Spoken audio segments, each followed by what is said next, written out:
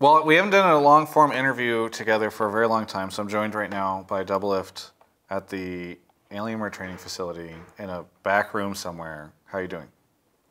Good. This is a long-form interview? Oh, I mean, we haven't done a short-form interview with Doublelift in quite some time. We're just going to talk for 5 minutes, and then we're going to go get dinner, and that's the plan. Where are we going for dinner? I don't know. Okay. Chipotle. Wait, really? Sure. Does that mean you... I have a card. Yeah, you have the card. We can get half. Okay. No, well, the card's only works for me. Wait, really? No guests allowed, yeah. Get fucked. I'm less interested in Chipotle. Anyway, so first off, how's your day been? Not bad. Scrimmed. You were complaining before the start of this, so... I don't know. It's kind of shitty. We don't have much for break after MSI.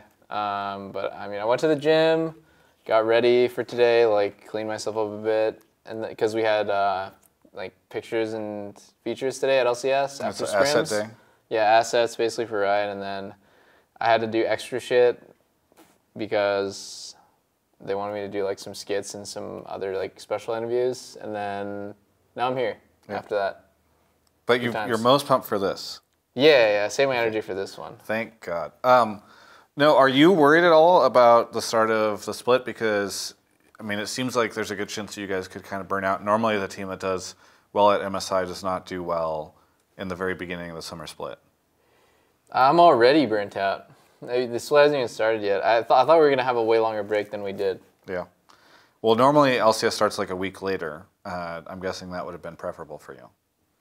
Yeah, I think having like at least more than a week off would have been nice, but basically I came back and I was jet lagged for 3 days, and then I had like 3 days of actual, let's count like all 6 days. I was like a few days jet lagged, and then a day of like errands and stuff that normally you just come back and like you're backed up on, like, I don't know. I had to like finish some tax stuff, and then I went to the dentist and the optometrist to like get some stuff checked. And then, you know, I mean, it's normal stuff, so I can't really complain too much, but just 6 days felt like nothing. It's hard to compare yourself to other teams, but like, because we're the best team, but, you know, a normal team gets a month or something like that off. Yeah. Blows. Well, I mean, what's interesting is you talk about like going to the optometrist and doing all this type of stuff. It's probably the type of thing that people don't really realize.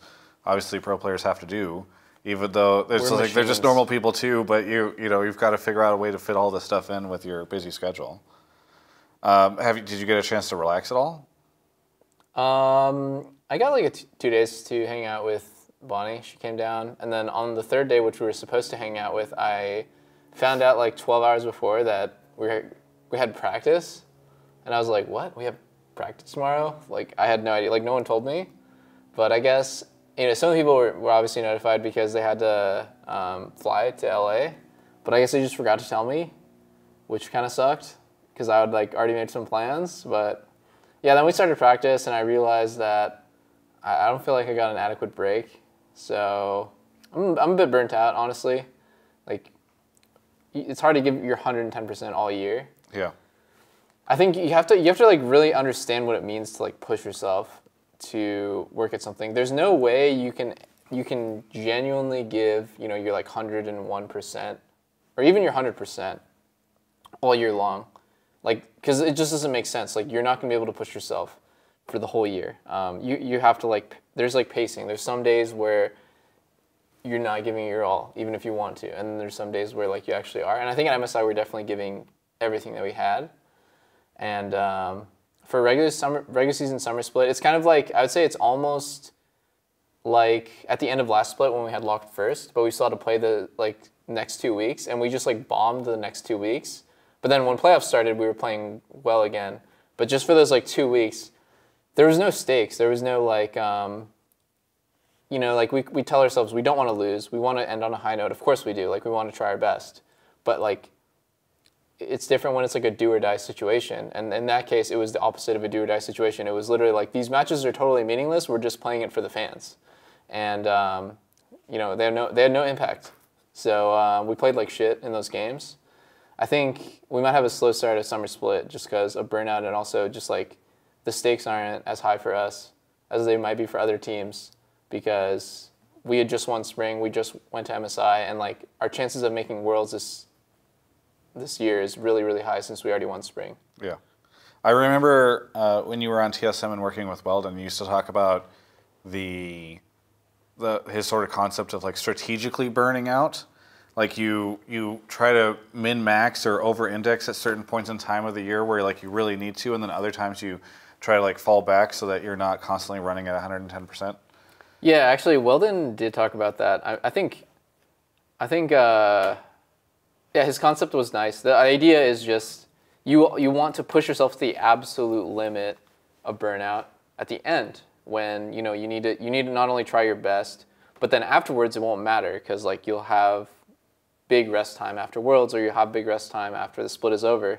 But I think like actually what's happening more and more often is just like teams just drive you to practice literally all year long, and so I think the windows for like rest and off season is just shrinking more and more.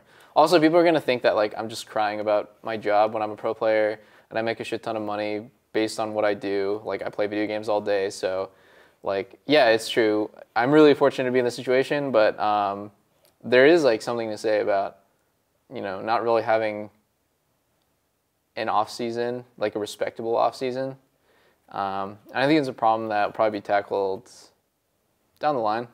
Yeah. Maybe not in my. Well, you are a VP in the Players Association. Yeah. That's true. Do you ever bring this up? Let's move on to the next topic. Well, speaking about CLG, what do you? Because we were talking about Weldon, it made me kind of think about CLG. I've been thinking a lot about that org lately, and it feels like they have just like fallen from the glory days. I mean, they even had a really good split the year, right after you left and switched to TSM, but it doesn't feel like they've ever been there. And it's fascinating because you can look at the top of the LCS and you see like TLC9, TSM. You don't see CLG. Do you feel like they've kind of fallen? Are you sad for this team that you? I mean, I still think that might have been the majority of your time, of your career, was spent on CLG.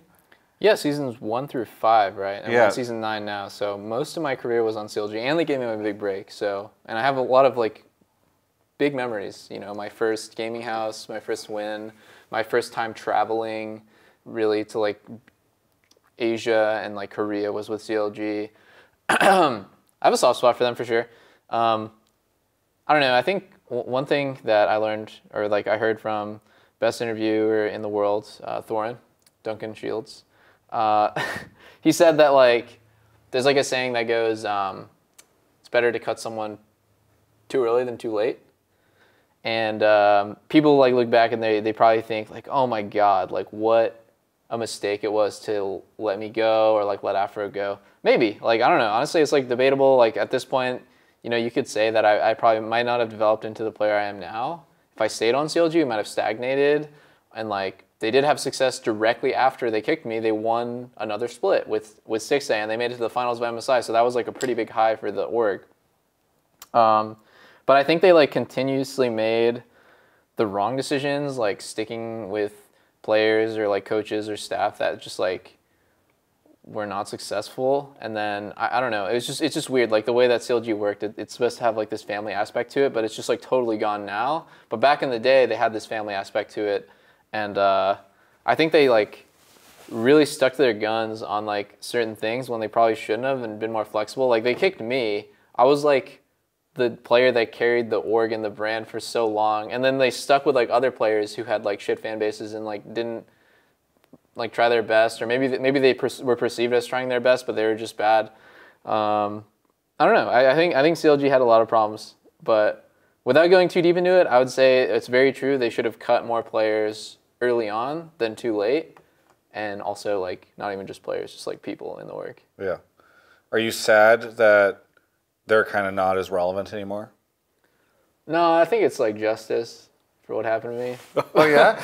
Okay. Like, well, you said you had a soft spot for them, but I'm not sad. Honestly, I'm not sad for them. I just kind of like. Well, okay, I'm not sad, but I'm sympathetic towards them, I guess, is the best way to put it, since it would be nice if they were like at least relevant as a team, but they're not. and their fan base is like the most sarcastic fans ever. And then when they watch this interview, they're gonna go on the subreddit and make a funny post, and then people are gonna, they're just gonna bash the org because they are like a pretty terrible org, and like they made a lot of bad decisions, and so the only thing you can base a team on is either intent or success. Yeah. Results or intent, and I think they probably failed in both, and now it's like the team's culture of CLG, it just doesn't exist anymore. Like it used to be you're cheering for like these scrappy underdogs, the family of CLG, toxic, but like, they were real. CLG was like the gritty, real team, and now they're not. Yeah. I actually love the fact that we talked about, because you and I are both friends with Nick and Hunter. Nick ran CLG up until recently. True. And I want to shift gears because you made fun of Golden Guardians a lot last year. And I'm curious how you feel about them now. Also, it's fun because... Did I make fun of Golden Guardians a lot? You made fun of Golden Guardians all the time. Because they were like the last face Maybe I team. got hard baited by interviewers like this. That's not true at all. I think I might have gotten hard baited into it. You did make fun of Golden Guardians was pretty good last year. They were 10th place, both splits. Or sorry, what am I saying? This year. Yes. Last split, they were good. Last year...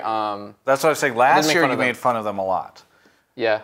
But then this year, I'm curious what you think of them now. This year, I think they're a lot better, and they're like in the shoes of a team that I think a lot of players want to be. Like the bottom 4 teams want to be Golden Guardians, who's like the rising team, got into playoffs, seemed pretty solid, like had like a fighting chance in playoffs.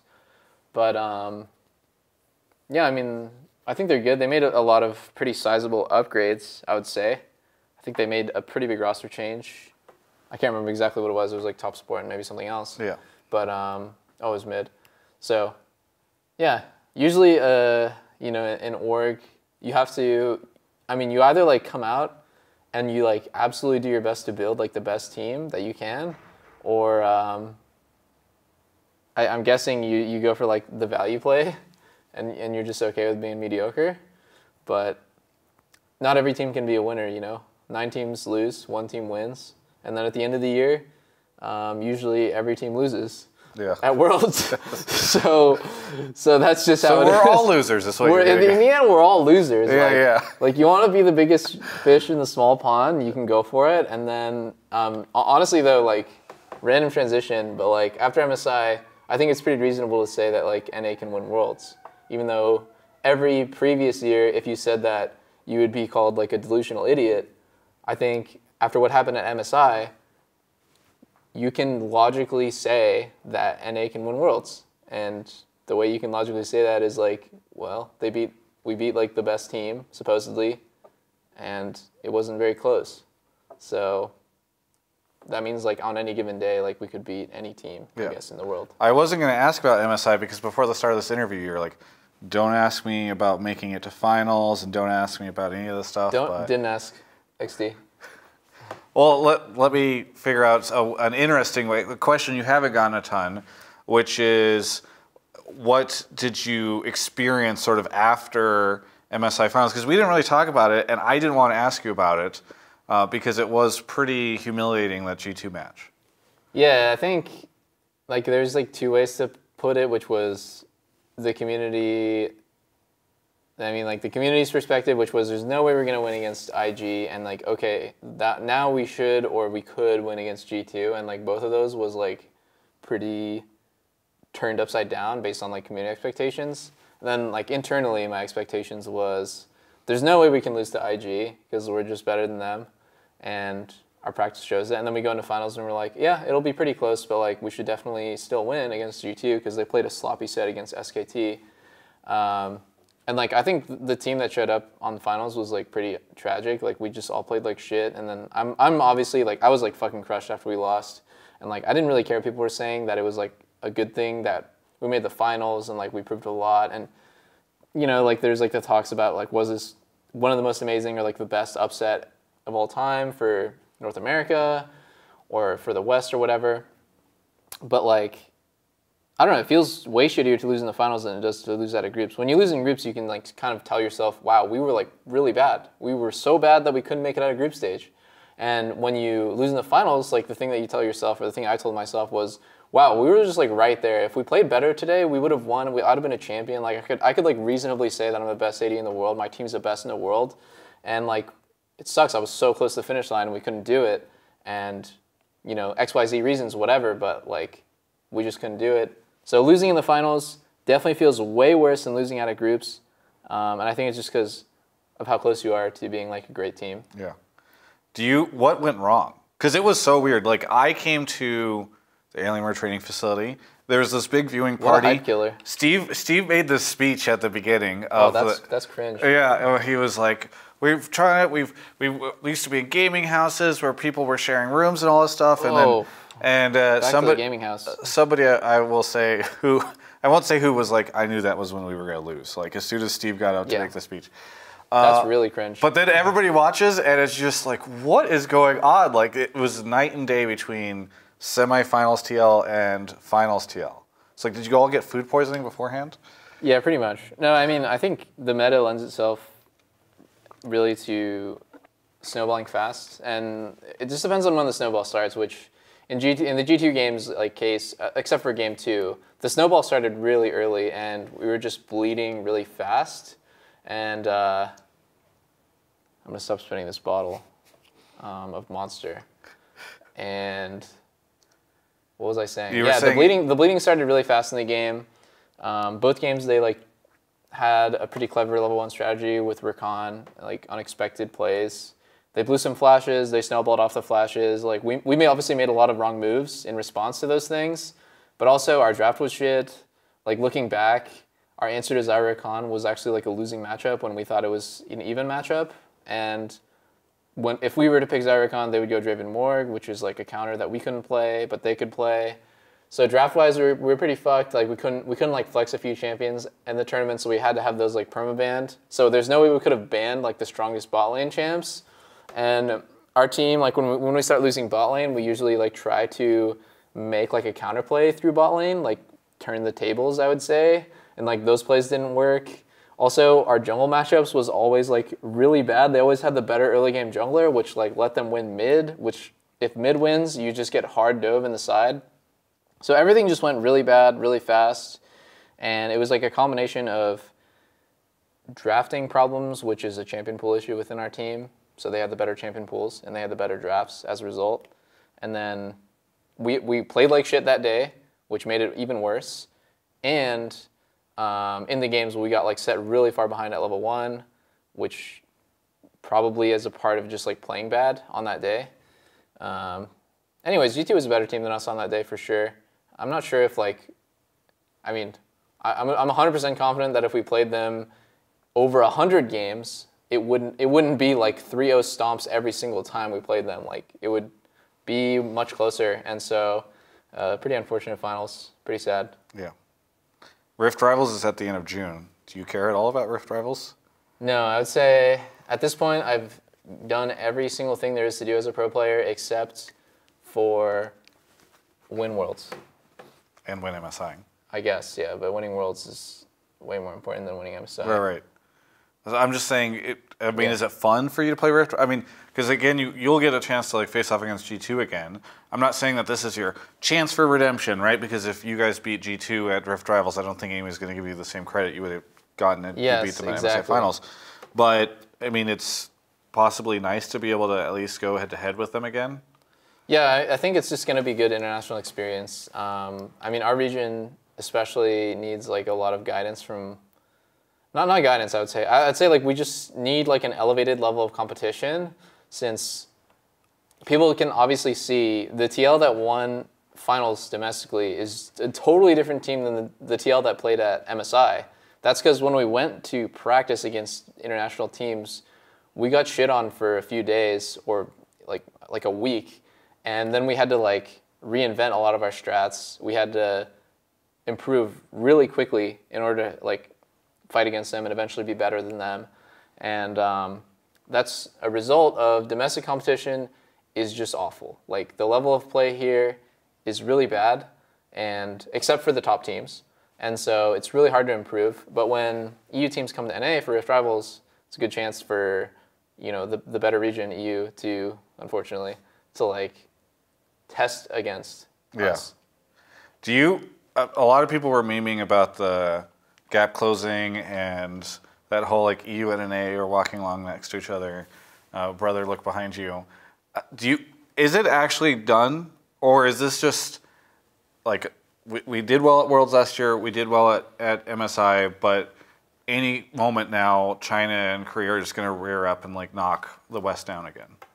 No, I think what the game is right now, like League of Legends, as a concept, it's I mean, just the best way to put it is Fangbu Buffalo, the team that we smashed 5-0, 2-0 G2 in group stages, right? Like, and those games were not like super close. I think Fangbu just had an insane games. Like they won against G2, and you could say that they could have came back, but I don't think G2 had a real chance of coming back in those games. So anyways, like that's the game. That's just the game. Like anybody can beat anybody, and it's because of just like the nature of the game. It's very volatile. It just goes out of control very quickly, and I think sort of like Asian teams' biggest advantages was their superior strategy, which was like choking you out. But if you just like get any sort of advantage and you snowball it, and you take like a lot of like kind of coin flip fights, anybody can beat anybody. Is that a bad thing for competitive league? Because that makes it sound like the more skilled team doesn't necessarily win, right? And it seems like now we're headed more towards Hearthstone. I think in general, the more skilled team will win because they'll put themselves in better situations and they'll outfight you mechanically. But definitely, like of all the times I've played League, the better team might win less right now than they used to. Like, let's say like before, if SKT was playing at that level that they did, like they might just like sweep everybody, just like absolutely demolish them, and it wouldn't be close. And you like go back to like the days of Korean dominance. You'd be like, oh my god, it's not even close. They just like wipe you. They just take control of the game. It just looks hopeless. It's doomed. But I think G2 plays really well, and they're an amazing team because they play really well in the chaos. And that's kind of what IG's strength was as well. They like embrace the chaos, and it's kind of like poker. Like the best poker players are still consistently winning or placing really highly, even though it's a game of pure luck, right? So even if there's more RNG sort of in the game, there's more like volatility within League. That doesn't mean like the best team won't win more. It just has, it just kind of has like more chaotic elements. But at a place like MSI or a place like Worlds, it doesn't, like there's a good chance that the best team won't win because it's just a single pathway through to the finals, right? It's not like you're testing over and over again. Yeah. And so it does feel like there's much more coin flip chance for different stuff to happen. And that's what makes me wonder, like, is the West actually better now? Or is it just a world where it's like, hey, we can get a couple more coin flips in than we could before, and that's going to help us, get further than we ever did?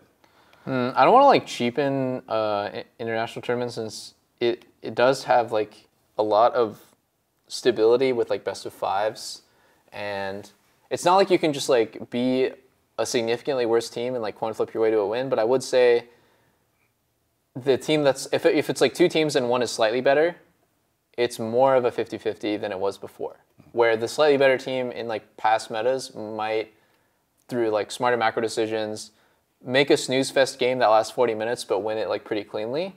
That kind of game just won't happen as much anymore. It's like forced fighting. So, I mean, I think it's really good for the game. It kind of sounded like I was painting it negatively, but I would say it's really good for the game. Since League is a really old game, people don't have as much attention span anymore of watching like a 40-minute snooze fest where it's like Tristana against Kog'Maw, and it's just scaling for late game, 10 kills in 40 minutes, and then one team fight happens around Baron, okay, game over. Like, that is so boring to play, and it's so boring to watch, and it's not an expression of skill. It's just it is kind of, but it's mostly an expression of like team strategy than anything else and macro. I don't think players appreciate watching that. I think spectators are super bored by it, and if it happens occasionally, it's fine, but I'd say like League right now is probably some of the most fun games you can watch just because there's a lot of action. Do you, this is kind of shifting gears, but thinking about the meta, one thing that Riot has been doing a ton of recently is trying to make really weird off-the-wall champions. Zoe made a lot of people angry, but is also a very unique champion. Recently, Yumi, who I played for the first time last night, is wildly different than any kind of other champion, to be honest. Yeah. Do you like this stuff, or is it frustrating? I mean, in a sense, it's like bringing a bunch of new stuff, but I hear a lot of pro players get frustrated because it's like, oftentimes those mechanics feel like perhaps there's a reason they weren't in the game previously. Yeah, I think that's a good way to put it. There's a reason why it's not in the game, because Yuumi is the ultimate like example of a zero skill super annoying champion. At least with Zoe, you have to hit skill shots to like kill people. With Yuumi, I wouldn't even say her Q is a skill shot once you have like any sort of control. Once you have like a diamond level plus mouse mechanics, then Yuumi just becomes a bot. Like, you're just a bot, and all you do is attach yourself between allies. You shoot your skill shot homing missile, which is honestly not a skill shot. It's just it's not dodgeable in any way unless you have a dash or flash. And then you buff the person up and you press R. I think the game is fine to have like crazy game breaking stuff like that, as long as it's not good. Like, I think that's. So you think Yuumi should never see competitive play? Yeah, like I think the champion existing is fine for a certain type of player. You want to relax as a support, pick Yuumi. Like, it's great, and you want to like play the little mini game of her Q. That's totally fine. Like, but as soon as it becomes so strong that it's like abusable by pro players, I think people are gonna have a real big problem. It's the same as seeing Zoe every single game. Like, that kind of game breaking stuff, where it's like super off the wall and crazy. Taken to the extreme with like a really, really highly skilled player, that becomes, I mean, there's a lot of words that I can't use, but like that's just not good for the game. It's not fun to watch. It's not fun to play. And it's actually, well, it might be fun for the person to play because of the like annoyance that they're inflicting. It's really terrible to play against. And I think the main thing that really sucks when that stuff is meta is the game just revolves around that champion at that point. Like, when Zoe's in the game and she's overpowered in competitive play, it's not League of Legends anymore. It's, can Zoe 1v5? And with Yuumi, it's, if that champion turns out to be OP, it's about like, can the AD carry with Yuumi 1v5 or 2v5? Because those champions that's just how game breaking the champion is. So I would love all those champs to be, if you're watching this, I'd love all those champs to be 45% win rate, not viable competitively at all. Like, when people were crying about Yuumi's win rate on release, I was so happy, because a champ like that needs to be well below 50% win rate. Because if you can be a bot with no mechanics and picking Yuumi and going 50% win rate, then she's broken. Are there champions that, is there a world, do you also want Zoe, for instance, to not ever be on the competitive side? Because similar example of a champion that's wild. Yeah, exactly.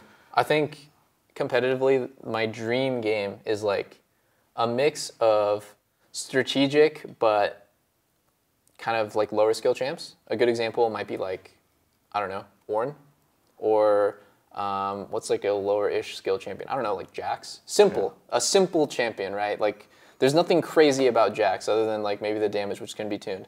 The champion is kind of like static. Ashe. Yeah, Ashe. Okay, great. There should be a mix of that and like really highly skilled champions like Akali and Zed and like Ryze, who people think is boring but takes like a crazy amount of skill to play. Sylas, creative, high skill, really insane ceiling. Faker's like Sylas play with Gnarlty was crazy. You love to see that kind of stuff. So like when competitive is balanced around like that sort of stuff and there's like a lot of champs that are like that, I think it's really enjoyable to watch.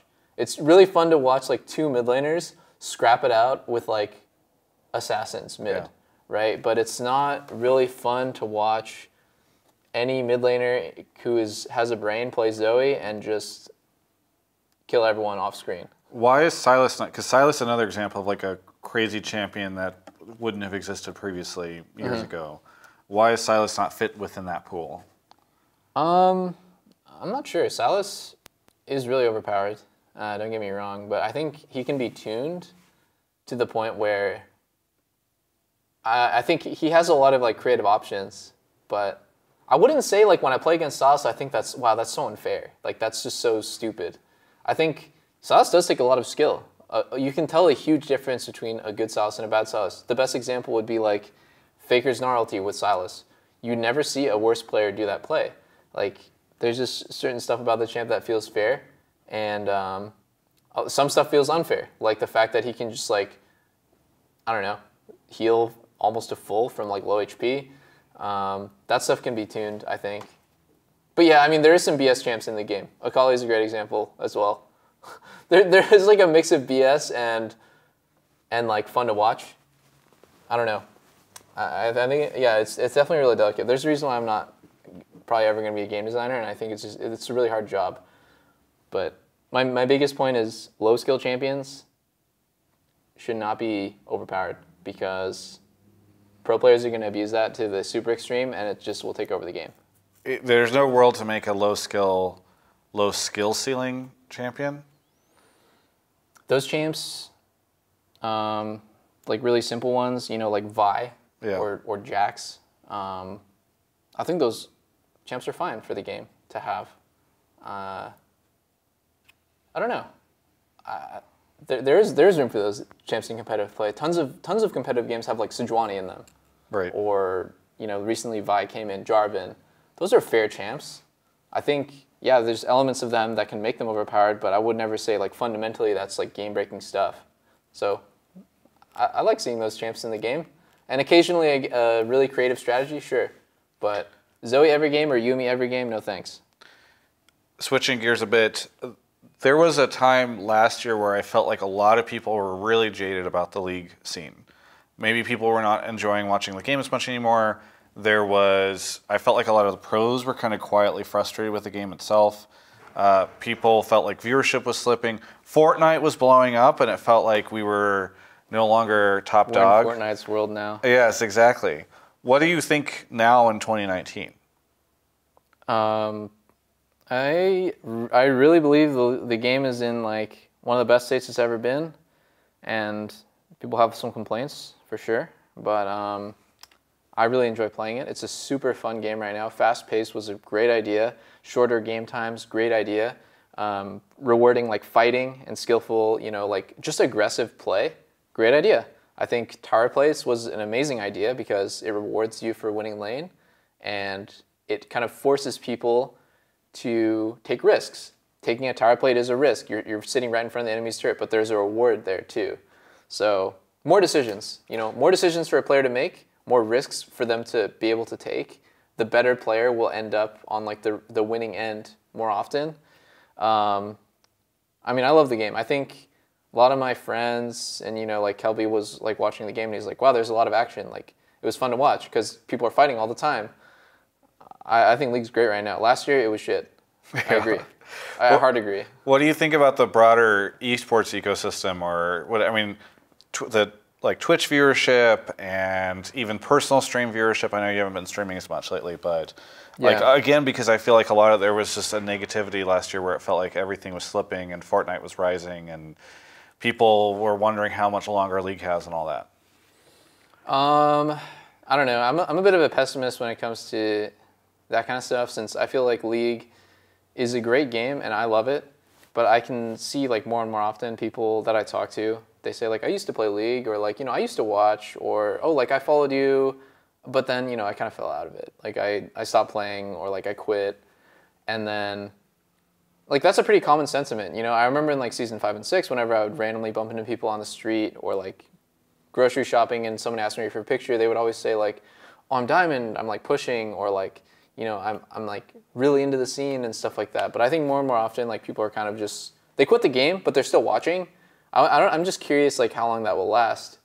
I know the goal is to make an esport that's so fun to watch that like people will just like, they won't play, but they'll watch for their whole life. Like for the life of the game, they'll watch. But like, I don't know. I just don't know if that's, it would be great. I would love for that to happen. I don't know if that's going to happen, where like people haven't played it in 5 years, but they're still watching. Do you think there's a chance that you keep playing as long as the game is going? Because you've outlasted almost everyone. It's like what, Soaz and I forget who else, but yeah, there's like very few people. Yeah, that's true. I think as long as I have the right priorities. If I'm a pro and my number one priority is being the best player that I can be, I don't see why I can't keep going until I'm like 35. Because like fighting game pros are in their 30s. And fighting games, you could argue, are like one of the most mechanically intensive games ever. It's all about reactions. It's all about your mechanics in fighting games, and also reads and like knowing the matchups. But yeah, if I have my priorities straight, I don't see why I couldn't. I think if I wake up one day and I'm like, I hate being a pro, or like I don't think it's worth my time anymore, like I'd rather pursue something else, or like my priorities shifted, I have like something else that I want to do, then I'm gonna quit. But yeah. Why do you think you've been able to keep going for so many years? And why have so many other people washed out? I'd say like biggest reason is my fans. It's really corny, but like the support of the fans feels good, right? Like I love streaming and I love like playing in big matches, and the fans have always been like really supportive for me, and they like cheer me on, and it gives me motivation to keep playing and keep playing great. They have high expectations too, because when I lose, they're like, "What the fuck, you suck, you're washed up," and that actually is motivating too. Like I don't want to disappoint my fans and make them feel ashamed of me. So there's that, and there's also just like, I don't know. I love being a pro. It's my favorite part of my life since I became like an adult. And it kind of made me who I am as a person as well. Gave me a lot of opportunities I wouldn't have otherwise had. I think other people might have had like more fallbacks where they're okay with going back to school, they're okay with getting like a real job, like a real six-figure job that has like a clear path forward and upwards. Or maybe they just like aren't okay with the grind. They aren't okay with like the sacrifices you have to make, but I was always fine with it. Yeah.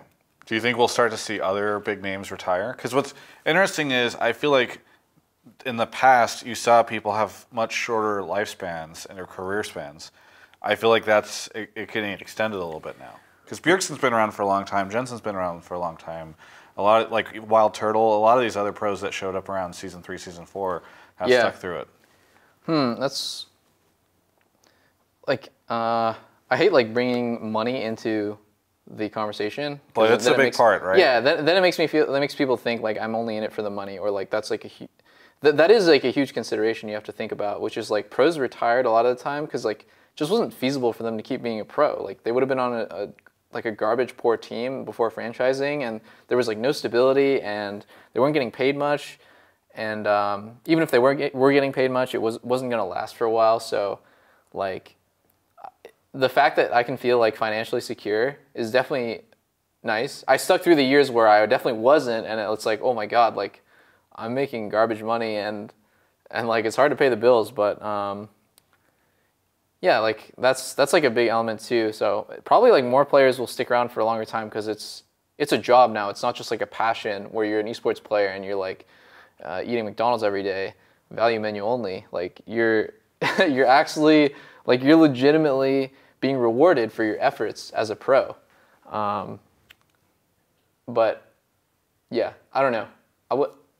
I would say at the same time, because it's so rewarding now to be a pro, like financially, some of the bad players should definitely get replaced by better ones. Because there are players who are doing the bare minimum and they're not good enough to be a pro, but they still are. And I mean, no names even come to mind right now, but like it should be really competitive, right? It should be like a cutthroat thing where only the best of the best make it in LCS. I mean, is there a world where there's not anything better? Like, is our talent pool in North America dwindling down so much, or are there not enough pros coming up? I mean, this is just like so regurgitated, but I think NA solo queue is so bad, and the players that I played against in Vietnamese solo queue, in Vietnamese solo queue around like master to grandmaster elo, are significantly better mechanically than NA master and grandmaster, and it's just an issue with player base. That's it. Yeah. Just an issue with how many players are playing ranked. And so when you're in that top percentage, because there's a lower number of players, the average player is just worse than in EU or Vietnam or definitely China. You mentioned money a little bit ago. Everybody's making a ton of money now. I know that the average player salary is somewhere around $300K, and with top performers making way more. Why is it that we have not seen, so like in other sports and other entertainment industries, people who start making a lot of money start spending a lot of money, and they're driving really nice cars. I've seen a couple pro players buy houses. Biofrost released his house tour today. Did you see it? I didn't, Yeah. but it sounds pretty hype. I heard about nice, yes. But for the most part, like people still are like you still live in a team house. Why are you making faces at Brodin? it. Keep going. That's weird. All right, I'm uncomfortable. You still live in a team house. How many people are in your apartment? 3, I think, maybe 4. You and 3 Everyone has people? their own room, yeah. Okay. Everyone has their own room. But still, that's kind of weird, right? Like, you guys are making really good money, and you still live like you would if you were in college. I think growing up, I was just taught like a certain set of values, which was, a dollar saved is a dollar earned, and don't spend money needlessly. Always save it for a rainy day. I mean, I think you're going to be okay with. If I got my hand chopped off like Jamie Lannister or some spoilers, and I couldn't be a pro anymore, then I would only have the money that I've made so far to live like the rest of my life. What skills do I have? I could like take your order at McDonald's. So wait, are you done with life after you retire from League? No, but like this is the highest that I'm probably okay. I'm gonna be pessimistic. This window in my life is the only time in my life that I can make this amount of income. Okay, Kelby. And yeah, and like maybe afterwards, right? Like maybe I'll be like a really successful businessman or a coach or someone who is like so successful that I can like top it, and that's my goal. But it's possible that I won't. And I like to save money and live frugally. And also I just don't find a lot of fun in like, I don't know, like an expensive car, a sports car, like insane clothes, like Balenciaga, like shoes, and just like crazy expensive stuff, like that. I think that's all stupid, and you're stupid if you like Balenciaga shoes. That's dumb.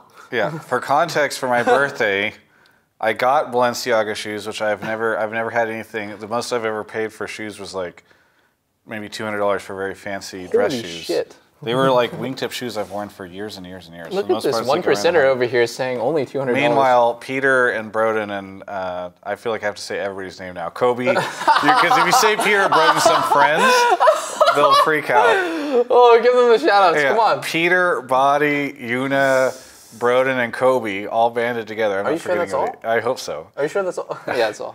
And got me Balenciaga shoes. I'm not saying that I want to live. I would never buy myself Balenciaga shoes. I looked at them and I thought they were cool, but it's very generous of you guys to do that.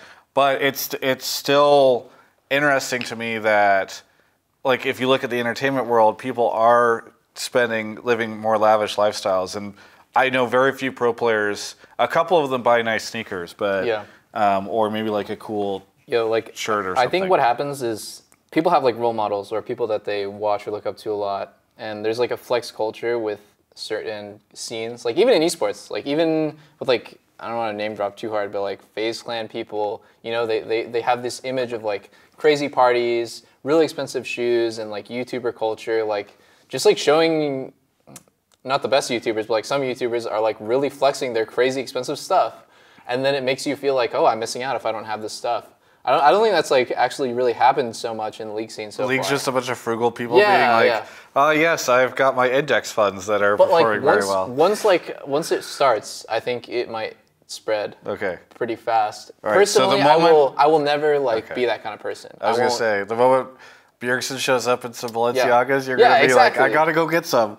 Exactly. I think, I enjoy like comfortable clothing, and I enjoy like a simple lifestyle. So making people kind of like jealous of like my expensive stuff, it's not something I'm. Are you gonna keep living a simple lifestyle the rest of your life?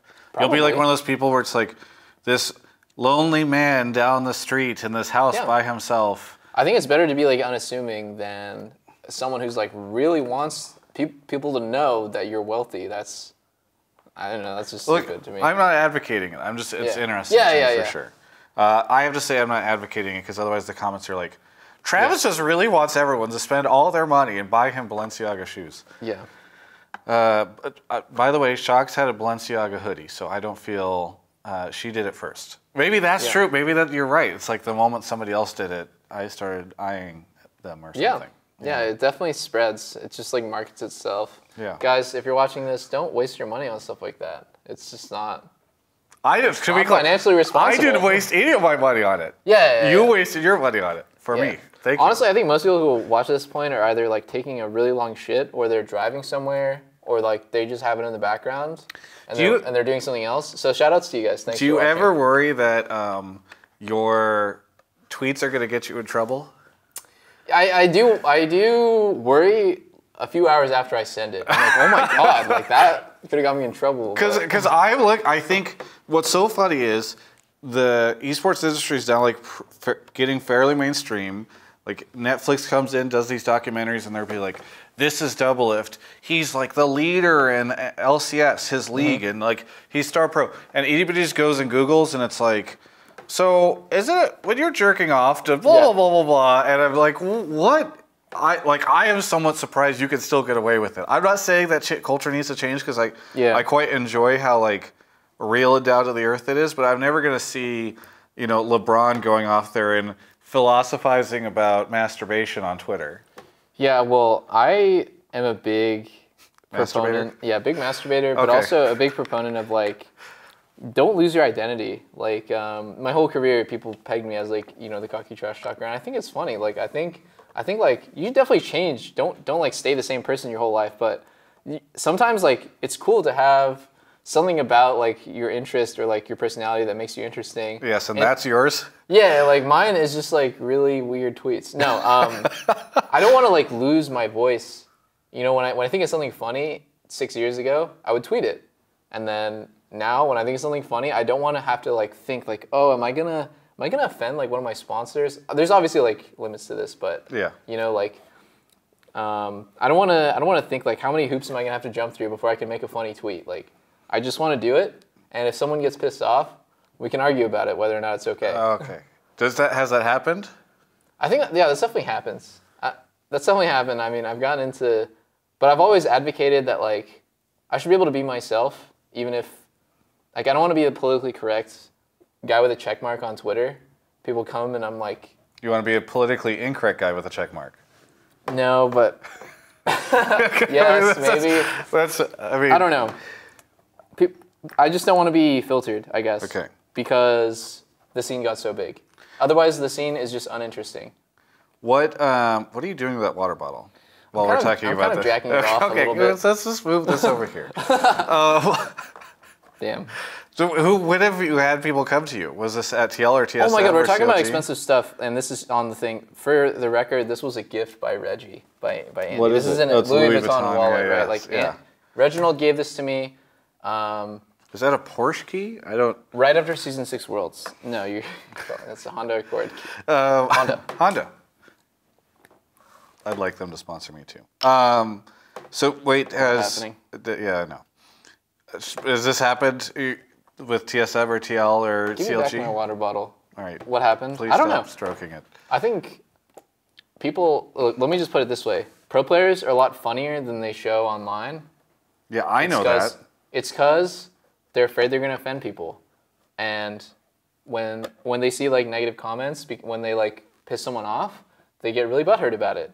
And I don't. Like I see when people like call me an idiot or like they call me names or they want me to fail, and like I don't get offended. You told me once that you read all the comments in a Reddit thread. I do. After you win or lose a series. I do. And you said it's not so much anymore, but I used to. Oh, really? Yeah. Okay.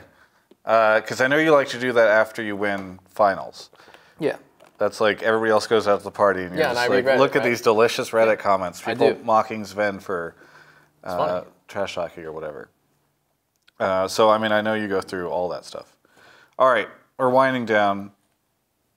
Trying to think of... Yeah. I was just winding up. Oh, really? What do you want to talk about? I don't know. Travis, how's your life going? You always interview me. It's going well. Mm-hmm. I had a slump in the beginning of this year, but I feel like I'm coming back. Okay. I just turned 30. You were at my birthday party. Oh, wow. Yeah. Did not know that. Yeah, well, again, you're back to the... Feels good. Yes, you were at my birthday party. That was great. And I feel like things are looking up. And normally, as you know, when things are looking real down. When I feel like things are looking up, that's right before things start looking real down. No. Travis gets excited. Travis is read on things. Yeah. Ugh. Well, I get excited and then things don't pan out the way. I'm an optimist, which always lets me get disappointed. You're an optimist. Yes. I did not know that. Oh, really? No. I feel like you're the most... Well, I'm probably a pessimist to most people in the world, but in our friend group, I am definitely an optimist. Yeah. It's like you and Kelby just think that the world is going to explode at any given moment, and everyone should just be looking out for themselves. Good mentality. That means when normally you'd be disappointed, it only matched your expectations. Yeah, exactly. Well, unfortunately, things that are on the horizon for me, I'm sure won't match my expectations. I'll be let down. Anything that you want to say to anyone out there?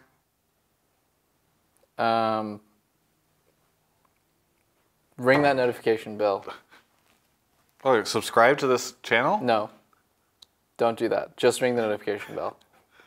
Unsubscribe. Unsubscribe and ring the bell. I'm pretty sure you have to subscribe in order to ring the bell. Really? Yes, because you turn on subscriptions and then you turn on notifications. Let's see. I am not subbed to your channel, so I can find out right now. Well, hopefully I gained 1 subscriber right now.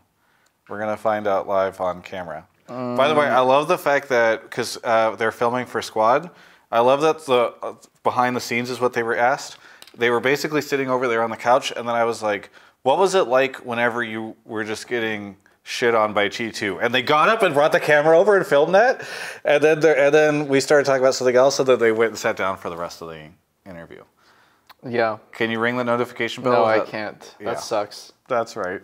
In order to ring the notification bell, you gotta subscribe. Hit that up. Thanks to Alienware for sponsoring everything I do. And we'll catch you next time.